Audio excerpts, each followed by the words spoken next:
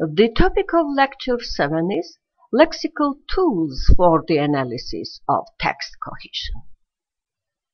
While discussing lexical cohesion, we would again refer to Halliday and Hassan's work, Cohesion in English, as the most influential account for this textual phenomenon. Most linguists consider the term lexical cohesion to mean exact repetition of words as well as the role played by certain semantic basic relations between words in creating textuality, that feature which distinguishes it from a random sequence of unconnected sentences. Let's consider a piece of writing by Oscar Wilde where we can see different lexical means of text cohesion at work. I'll read the text. Society takes upon itself the right to inflict appalling punishments on the individual, but it also has the supreme vice of shallowness and fails to realize what it has done. When the man's punishment is over, it leaves him to himself. That's to say, society abandons him at the very moment when its highest duty towards him begins. It is really ashamed of his own actions and shuns those whom it has punished, as people shun a creditor whose debt they cannot pay, or one on whom they have inflicted an irreparable and irredeemable wrong. I claim on my side that if I realize what I have suffered, society should realize what it has inflicted on me, and that there should be no more bitterness or hate on either side. This example represents a cohesive and coherent microtext in which Oscar Wilde charges his contemporary society with responsibility for his suffering. All the sentences within it are interrelated semantically and structurally. The related vocabulary items that occur across clause and sentence boundaries are a major characteristic of cohesive and coherent text. For instance, the lexemes society, to inflict, punishment, realize, and duty seem to be the key words here, as they are repeated throughout the microtext several times. Besides direct repetition of certain lexemes, the author uses synonymic words and phrases to create the speech which is expressive and dynamic. For instance, when he speaks about the punishment his contemporary society inflicted on him, he uses such synonyms as appalling, irreparable, and irredeemable to intensify the suffering imposed upon him by the society. In the first sentence, the phrase society takes upon itself the right is later substituted by the synonymous phrase it's that the society's highest duty towards him begins. The writer directs the reader's attention to the society's attempts to escape the responsibility for the wrongdoing it has committed by pairing together such lexemes as leave, abandon, and shun. And finally, the author unites different wrongdoings of the society under the generic word action, which has an encapsulating function due to its general semantics. For instance, it is really ashamed of its own actions and shuns those whom it has punished. It is obvious that Under the society's own actions, the author implies inflicting appalling punishments and an irreparable, irredeemable wrong on him. Linguists point out that lexical cohesion is basically created by reiteration that means two things: either restating an item in a later part of the text by direct repetition of the word, or reasserting its meaning by exploiting lexical relations between words. Lexical relations are the stable semantic relationships existing between words, which are the basis of definition given in dictionaries. There are several kinds of semantic relationships between words. Words belonging to the same part of speech can be related by hyponymy. In Greek, the word onym had a meaning of name, synonymy, or antonymy. Whereas words representing different parts of speech can be linked semantically within a textual segment by the principle of isotopy, that is, through semantically interrelated chains of words. Direct repetition of words in the text is less frequent than other types of reiteration. The only explanation is that direct repetition of words does not bring any new information into the text, while in other types of reiteration we find considerable variation from sentence to sentence in writing and from turn to turn in conversation.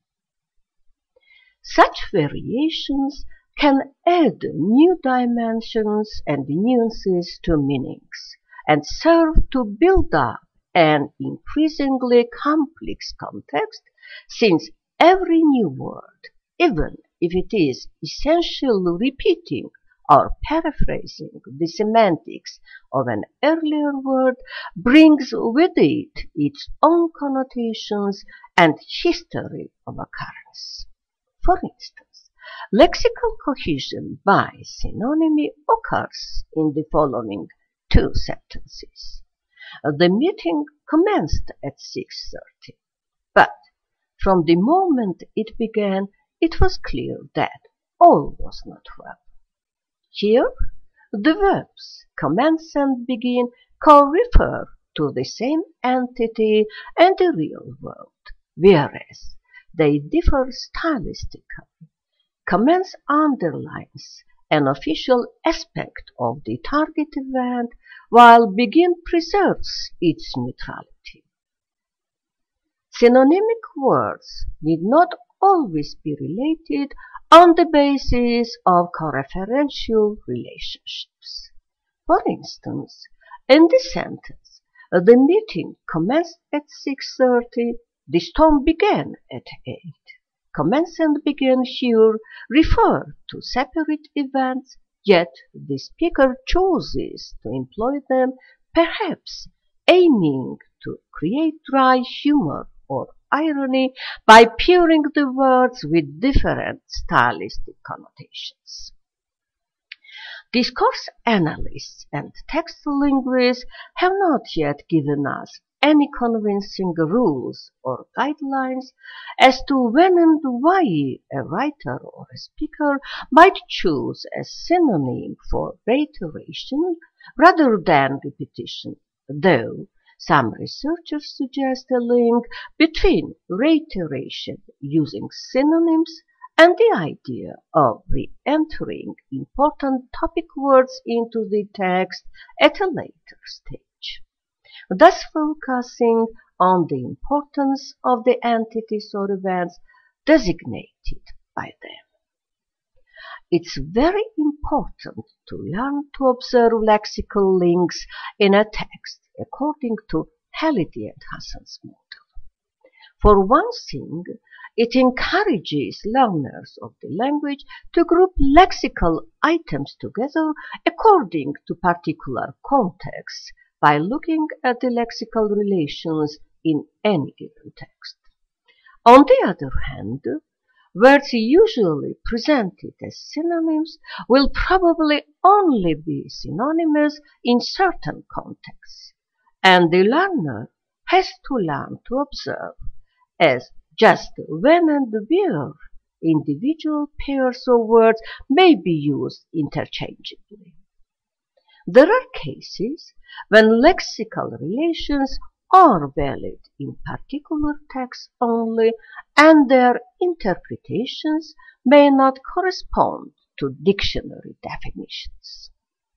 A good reader or listener has to decide when words are being used as more or less synonymous, that is, functional equivalents, and conversely, when those same words may be used in a way that focuses on the difference in meaning potential. A somewhat different type of lexical relation in text is when a writer or speaker rearranges the conventional and well-established lexical relations and asks the reader to adjust their usual conceptualizations of how words relate to one another for the particular purposes of the text in question. In one way or another, our expectations as to how words are conventionally used are disturbed.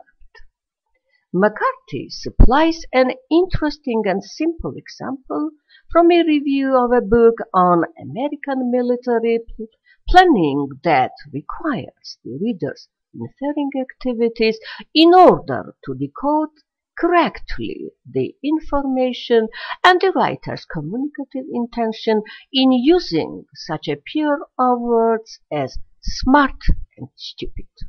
I'll read this text. The depressing feature of Allen's document is the picture which emerges of smart but stupid military planners, the equivalent of America's mother fundamentalists, happily playing the fool with the future of the planet. Here, two words, smart and stupid, frequently occurring in the language as antonyms and therefore incompatible, are to be interpreted as compatible descriptions of the military experts. To do this, we have to adjust our typical expectations of how these two words operate as a related pair. One reasonable interpretation would be that the experts are clever, smart, but morally reckless, that's stupid, since their literal interpretation as intelligent but unintelligent would clearly be a nonsense. Thus, the reader should always remember that typical vocabulary relations are often readjusted in individual texts, and they present important stylistic features in text, either in the sense of creative lexical usage or perhaps as devices of evaluation or irony or for particular focus. The direct repetition of elements can also be regarded as recurrence. It appears on various levels. Bogrant and Dressler suggest that components of concepts recur to support the coherence of texts. They differentiate between lexical recurrence, that's repetition of the same words or expressions, and parallelism, which entails reusing surface, that's grammatical formats, but filling them with different lexical entities. Recurrence is common in spontaneous speaking. where restatement results from short planning time and rapid loss of the surface text is caused by the emotional disposition of the speaker. Bokrand and Dressler substantiate this statement by the textual fragment in which a distraught county supervisor, following a flash flood, makes his observation referring to the direct repetition of the word water to emphasize the immense seriousness of the target situation. Here is this example. There is water through many main homes, I would say. Almost all of them have water in them. It's just completely underwater.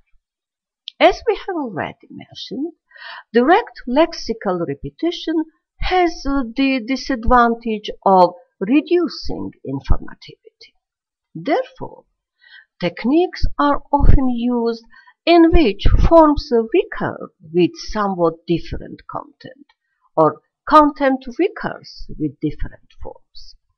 In such cases, we have to deal with parallelism, that's reusing surface formats but filling them with different expressions. Bokrand and Dressler analyzed the Declaration of Independence, where the British king is described as a walking disaster. I'll read this fragment. He has plundered our seas, ravaged our coasts, burnt our towns. Here, a series of similar, though not identical, actions are expressed in parallel clauses, where plus possessive pronouns plus direct object, with a recurrent our in the middle of each. In another passage of the same document, the king's various actions are all expressed via present participles preceded by for. For quartering large bodies of our troops, for protecting them, for cutting off our trade, for imposing taxes, for depriving us, for transporting us, or for abolishing the free system. Once again, there is some relatedness among these actions, all abuses of power, which is emphasized by the parallelism of form. In addition, the repetition of formats evokes the repetition of the king's actions. Indeed, the lexeme repeated is itself repeated shortly after. Our repeated petitions have been answered only by repeated injury. Frequent use of the parallel constructions with different lexical entities and supported by the direct repetition of some words are observed in literary narrative texts, where they create not only the cohesion and coherence of the text, but the dynamism of the narration as well. Let's consider an example from The Happy Prince by Oscar Wilde. All the day next day he sat on the prince's shoulder and told him stories of what he had seen in strange lands. He told him of the red ibises who stand in long rows on the banks of the Nile and catch goldfish in their beaks. He told him of the Sphinx, who is as old as the world itself and lives in the desert and knows everything. Of the merchants who walk slowly by the side of their camels and carry amber beads in their hands. Of the king of the mountains of the moon, who is as black as ebony and worships a large crystal. Of the great green snake that sleeps in a palm tree and has 20 priests to feed it with honey cakes, and of the pygmies who sail over a big lake on large flat leaves and are at war with the butterflies. In this microtext, we have the repetition of the phrase "he told him" of somebody or something that is personified and followed by an attributive clause with an initial who and the function of the subject of the clause. Another means of lexical cohesion is linking by hyponymy, which is based on hyponymic relations between words. Hyperonym being a genus word denoting some class of things, while hyponym represents a particular species of the given class. For example, the words rose and flower are related by hyponymy. Rose is a hyponym of flower, which is a hyperonym, a genus word denoting a class of flowers without their specification. Sometimes, in linguistic literature, instead of hyperonym, the term superordinate is used. We think that hyperonym is a better term here, as, according to the oppositional principle acting in linguistics, the term superordinate entails the use of the term subordinate instead of hyponym. Reiteration of this kind is very common in English texts. For example, there was a fine old rocking chair that his father used to sit in, a desk where he wrote letters, a nest of small tables, and a dark, imposing bookcase. Now, all this furniture was to be sold, and with it his own past too.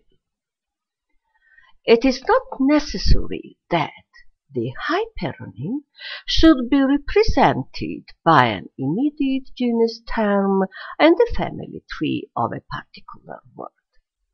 For instance, instead of furniture, in the above case, we could have had such lexical entities as all these items or all these objects, things, which denote things in a general way without their identification. Other general hyperonyms covering human and abstract areas include such words as people, creature, idea, and fact. In the case of reiteration by a hyperonym, we can often see a summarizing or encapsulating or umbrella function in the choice of words, bringing various elements of the text together under one more general term, as we had the case in the above given textual segment. Thus, we have analyzed lexical tools of text cohesion in English, focusing on such devices of connectivity of the surface structure of the text as reiteration through direct repetition, that is, recurrence of lexical entities. We have also reviewed the ways of establishing semantic relations between words within a textual segment, including linking words by hyponymy, synonymy, and antonymy, as well as by the principle of isotopy, which implies semantic linking of words through semantically interrelated chains of words.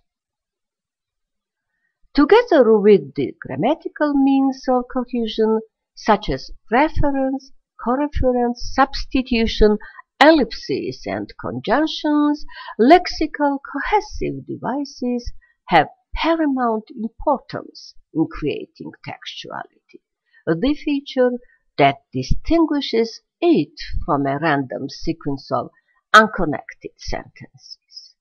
That's all what I wanted to say about the lexical tools for the analysis of textual cohesion. Thank you for attention.